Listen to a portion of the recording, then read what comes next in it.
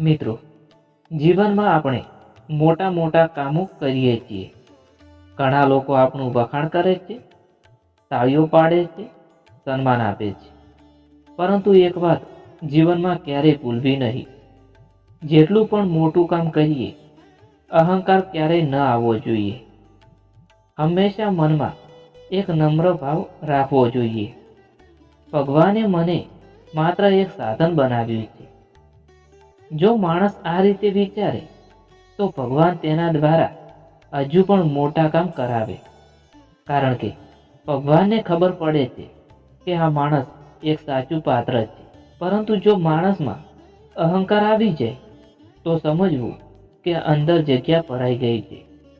જેમ કોઈ વાસણ પહેલેથી જ ભરેલું હોય તેમાં નવું પાણી નાખી શકાય નહીં, એમ જ અહંકારથી ભરાયેલું મન ભગવાનના આશીર્વાદ માટે ખાલી રહેતું નથી.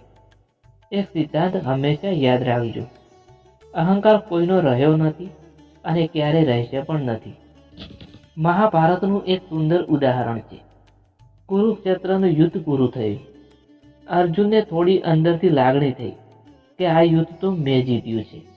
જો કે સાચું તો એ હતું કે ભગવાન શ્રી કૃષ્ણની કૃપાથી જ જીત મળેલી હતી. યુદ્ધ દરમિયાન રોજ એવું થતું હતું કે શ્રી કૃષ્ણ રથ પરથી પહેલા નીચે ઉતરતા અને પછી અર્જુન માટે દરવાજો ખોલતા અને પછી અર્જુન નીચે ઉતરતો. પણ એક દિવસ એવું થયું કે કૃષ્ણ ભગવાન રથ પરથી ઉતર્યા જ નહીં. અર્જુને વિચાર્યું, આજે તો કૃષ્ણ દરવાજો ખોલતા નથી. કૃષ્ણએ કહ્યું, અર્જુન, આજે તું પહેલા ઉતર. અર્જુન થોડો આશ્ચર્યમાં હતો, પણ ભગવાનની આજ્ઞા માનીને નીચે ઉતરી ગયો. પછી ભગવાન કૃષ્ણ રથ પરથી નીચે ઉતર્યા અને ભગવાનનો સ્પર્શ રથમાંથી દૂર થતાં જ આખો રથ પડકાઈથી બળી ગયો. અર્જુન આશ્ચર્યમાં પડી ગયો. ત્યારે ભગવાન શ્રી કૃષ્ણએ કહ્યું, યુદ્ધ દરમિયાન રથને ઘણા પ્રહારો લાગ્યા હતા, પણ મારી શક્તિથી હું તેને રોકીને રાખ્યો હતો. નહીંતર તું તો ઘણો પહેલેથી જ નાશ પામી ગયો હોત. ત્યારે અર્જુનને સમજાયું, હું તો માત્ર એક સાધન હતો, શક્તિ તો ભગવાનની હતી.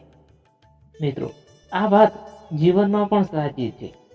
ગમે તેટલો મોટો માણસ હોય, ગમે એટલું મોટું કમ્પ્યુટર હોય, જો તેની મુખ્ય વીજળીનો સ્વિચ બંધ થઈ જાય તો તે એક ક્ષણમાં બિનઉપયોગી બની જાય છે. એમ જ માણસનું જીવન છે. ભગવાનની શક્તિ વગર આપણે કશું નથી. મિત્રો, જીવનનું બીજું મોટું મૂલ્ય અહંકારથી મુક્ત રહેવું છે. અને ત્રીજું મહત્વનું મૂલ્ય છે નૈતિકતા અને પ્રમાણિકતા. જીવનમાં ક્યારેય અણહકો પૈસો ન લેવો, કારણ કે કૂતરાઓ પણ રાત્રે રસ્તા પર અડધા રોટલા માટે ઝઘડો કરે. જો માણસ પણ પૈસા માટે એ જ કામ કરે તો માણસ અને પ્રાણીઓમાં શું ફરક રહેવાનો? માણસનું સાચું મહત્વ એ છે કે તે ઈમાનદારીથી જીવે છે. એવું જીવન જીવવું જોઈએ કે ગમે તેની આંખોમાં આંખ મિલાવીને વાત કરી શકીએ અને રાત્રે સૂવા જઈએ ત્યારે મન શાંત હોય. દુનિયામાં સૌથી નરમ તકિયો કયો છે?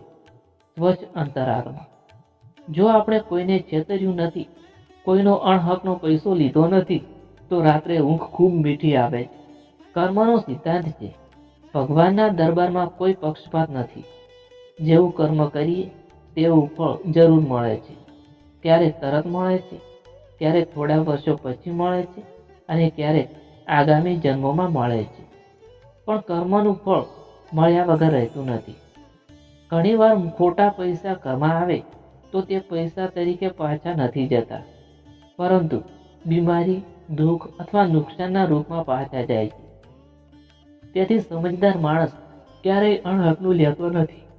એક સચ્ચાઈની પ્રેરણાદાયક ઘટના છે. એક દૂધવાળો હતો. હરિયાણાના નાના ગામમાં રહેતો હતો. એક દિવસ તે અક્ષરધામ મંદિર જોવા આવ્યો.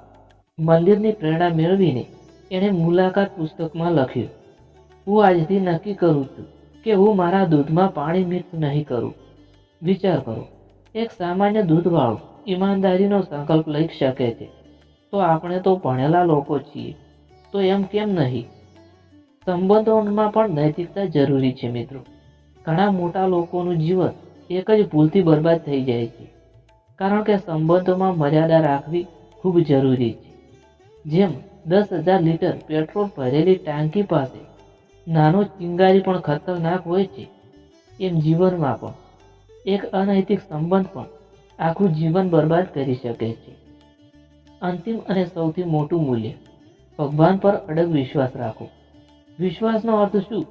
એક સરળ વિચાર: ભગવાન છે અને જે કંઈ કરે છે તે મારા ભલા માટે જ કરે છે. જો આ વિચાર હૃદયમાં રાખશો તો જીવનમાં અહંકાર નહીં આવે, દુઃખ ઓછું લાગશે અને મન હંમેશા શાંત રહેશે. કારણ કે પછી આપણે સમજીએ છીએ, હું તો માત્ર એક સાધન છું, શક્તિ તો ભગવાનની છે. અને જ્યારે માણસ આ વાત સમજી જાય છે, ત્યારે તેનું જીવન ખરેખર સફળ અને શાંત બની જાય છે. ધન્યવાદ મિત્રો. જય શ્રી કૃષ્ણ, જય શ્રી મહાકાળીમાં, જય શ્રી સતીમાં, જય ગોગાજી મહારાજ. ધન્યવાદ.